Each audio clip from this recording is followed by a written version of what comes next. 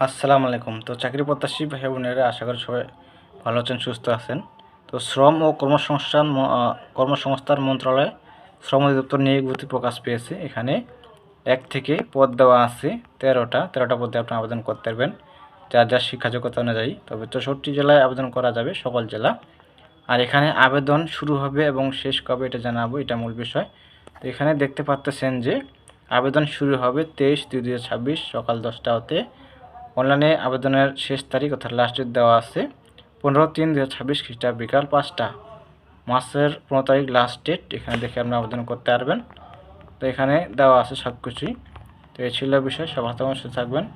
যারা সকল ধরনের সরকারি চাকরি নিয়োগ পেতে চান অবশ্যই আমার ইউটিউব চ্যানেলটি সাবস্ক্রাইব করে সাথে থাকবেন। দেখা হবে পরবর্তী কোনো সার্কুলার নিয়ে। ধন্যবাদ সকলকে।